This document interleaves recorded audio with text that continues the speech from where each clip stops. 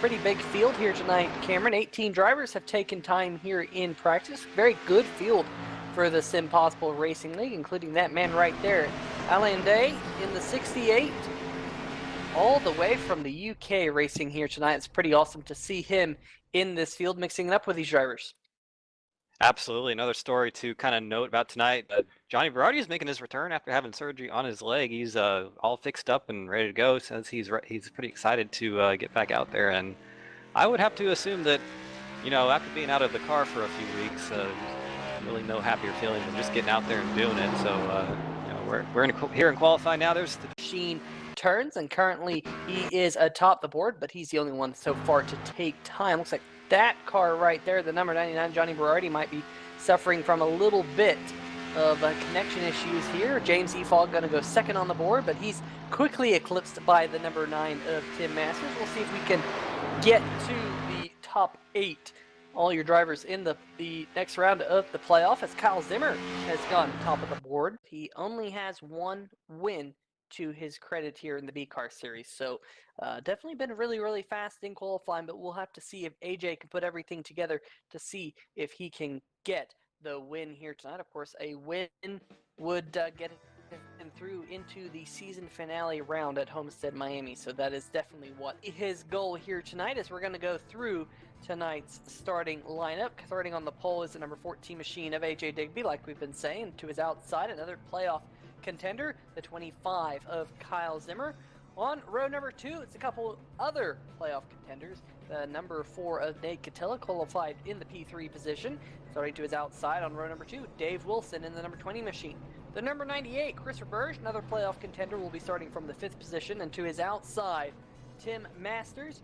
So really your top 6 drivers are 6 of the 8 going for the playoff title. Eddie Hawks and James Efall, 2 non-championship hunt drivers, will start from the 7th and 8th position. Fernando Matos, one of those playoff contenders, will start from the 9th position. Alain Day will be starting in the 10th position, Cameron.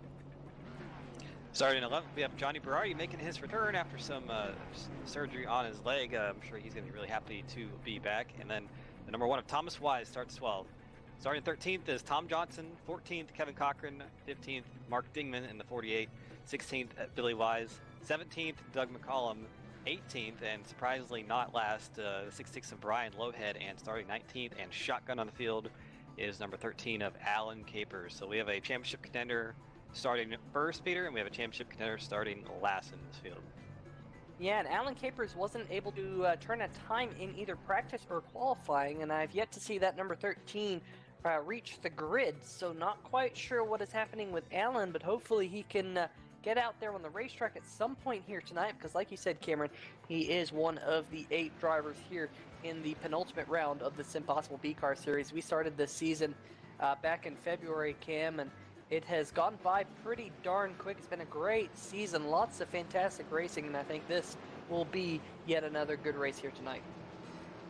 Absolutely, 29 races down. This is race number 30 of, I believe, P3. So we're really definitely absolutely getting down to the nitty-gritty end of this season, and it's been a really fun one, and it's been a challenge for all these drivers and really for ourselves too. Really, running 50% races of the Real Xfinity schedule. These are pretty much endurance races that a lot of these drivers haven't ever done before, and it's really good to see these huge fields we're getting now, and everybody's really excited about it, and it's gone really well. So it's gonna lead well into next year's Cup Series that Jeff Schmidt has talked about, and we're about to go green for race 30 in just a moment.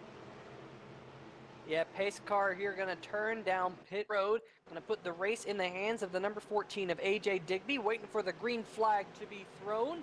And there is the green flag. We're underway here for 200 miles around the Kansas Speedway, 133 laps. AJ Digby gets to a good race start, and he's going to slam up in front of the number 25 machine. Everyone going down to the bottom, at least for now. A couple of drivers a little bit further back, though, already starting to use that high line, Cameron. But up at the front, everyone using that low line, and I'm sure we'll see that change here pretty quickly.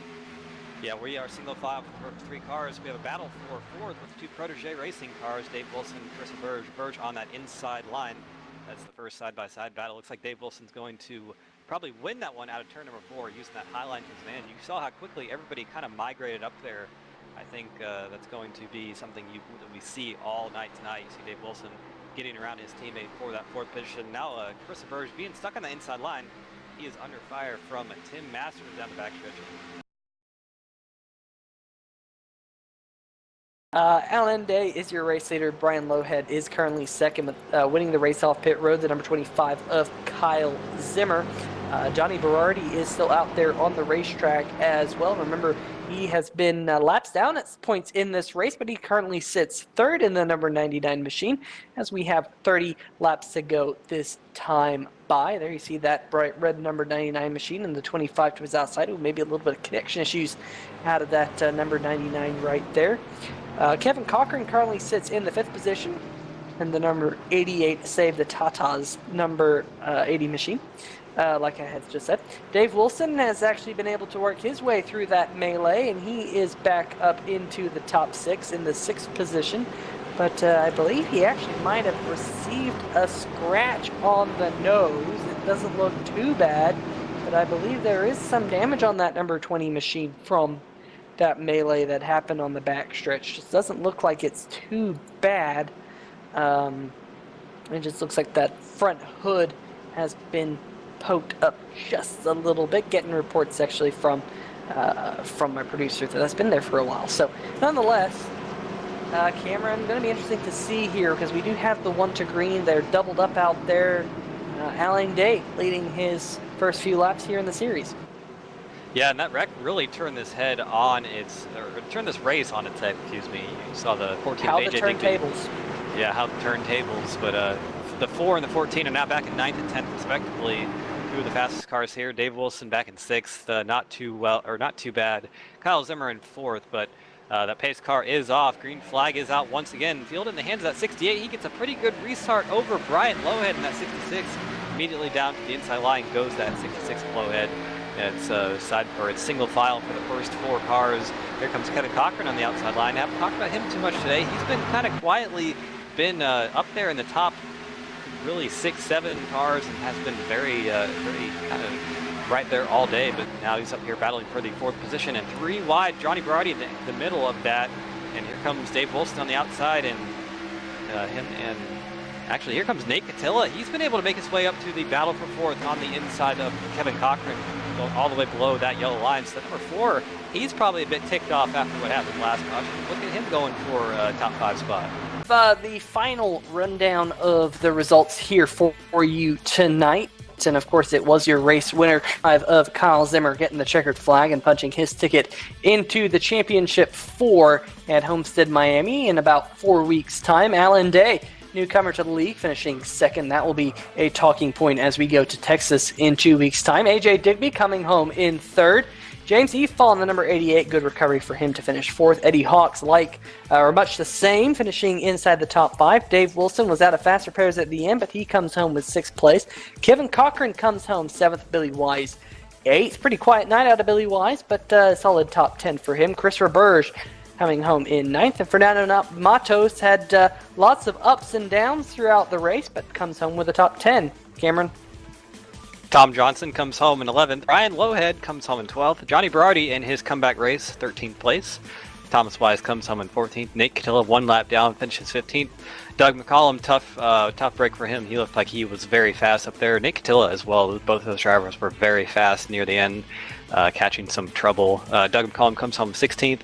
Tim Masters, another tough break for him, coming home in 17th. Mark Dingman retired after the first caution of the day, or second caution, I believe, so I'm not sure what went on there. And unfortunately, Alan Capers, our 19th place finisher, not able to even start the event, having some computer issues. But I think that's all we got for you guys today. Want to give a couple shout outs from us, as usual, like Jeff